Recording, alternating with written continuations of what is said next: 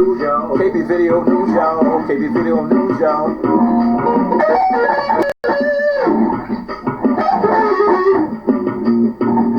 I said it's KP Video News, y'all. It's KP Video News.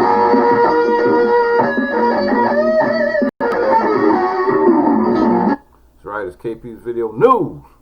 And coming to you this Juneteenth weekend.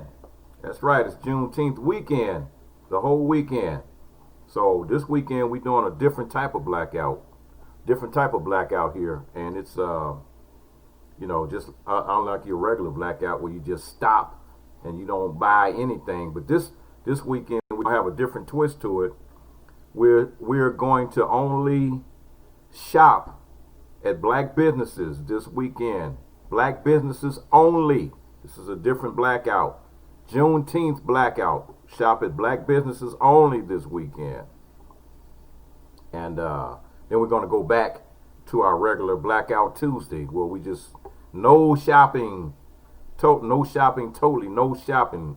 Keep your black dollars in your black pocket. And we're also going to be blacking out the 4th of July. No shopping for the 4th of July. No celebrating for the 4th of July. Forget all that crap. This is our holiday right here. Juneteenth. This is our holiday. The 4th of July, we got nothing. What we got out of the 4th of July was slavery. So, to hell with that.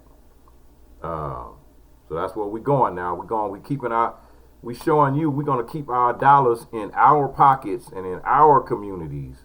Why should we let our dollars leave out of our community to go to your community when you don't give a damn about what we do, so how we live?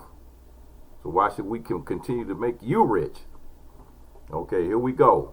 This story's here about police kill 1,000 people a year with guns. However, the white anti-gun violence advocates never address it. They never say a word about it.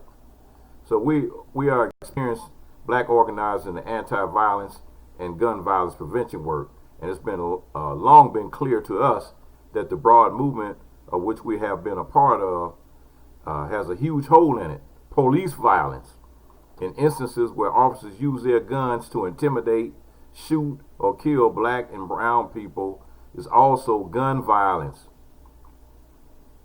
and it rightly has a place in the movement against gun violence that is often celebrated by liberal politicians at the highest level. But for far too many years, black voices have been silenced and pushed out of the conversation on ending gun violence in America, because we also want to talk about policing. For too long, communities of color have been othered within conversations about ending gun violence by those who wanted to victim blame and reduce our experience of gun violence to black on black crime. As one of a few people leading the National Gun Violence Prevention Organization, a black activist who has worked on the front lines of Chicago violence intervention, we never had to question whether police violence was a gun violence issue. Too many incidents to name more than a few. Michael Brown, Laquan McDonald, Tamir Rice, Walter Scott, Philando Castile, Tatiana Jefferson, Breonna Taylor, and now Rayshard Brooks have proven that any interactions with police can quickly become fatal for black people. Police armed with guns and any perception of non-compliance, which suggests also has a significant racial component, often means black lives lost. Police take the lives of more than 1,000 people every year, a disproportionate number of whom are people of color. In 2017, police shot and killed 986 people, 22% of whom were black, even though African Americans only make up 13% of the U.S. population. Study after study has shown that weak gun laws and higher levels of gun ownership are correlated to increased shootings by police. Still, when black organizers and movement leaders within the gun violence movement first began participating in Black Lives Matter, we were broadly shunned by political and philanthropic circles, further reducing our ability to have an impact within the movement to end gun violence, as millions now cry out for justice and reform because police violence is trending. That has changed, but it has left us years behind. systems of oppression have a direct line from guns flowing into our communities to shooting violence over policing to mass incarceration. But when black-led organizations connected the dots between civilian and police gun violence, many of our progressive allies historically stayed quiet. They covered their mouths up and didn't say a word. We're tired of seeing police murder us with impunity. We're tired of our names becoming hashtags without anything being done. We're tired of black trans people being abused by police, misgendered, and then forgotten. We're tired of politicians and advocacy organizations treating the issues of police gun violence as a third rail in the gun violence movement. Black communities were over-policed for decades in the name of being tough on crime, even as black organizers in those communities trying to effect change were under-resourced. Our voices calling for people to see that police gun violence is part of the larger problem of gun violence.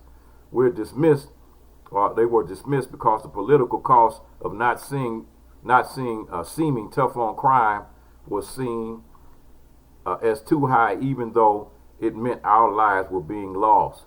So we've been used as pawns in this whole situation.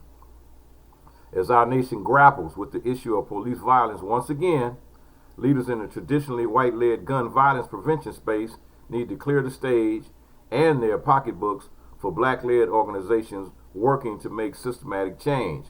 As we work to dismantle the systems of oppression, we must also dismantle those systems of oppression that exist within movement spaces.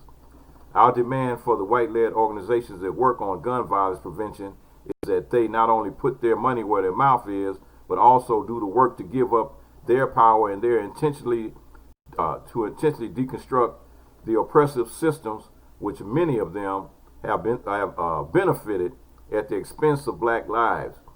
At Community Justice Action Fund, a non-profit gun violence organization building power for and with communities of color, we're proud to partner with dozens of great organizations working to make black communities safe, like Advanced Peace,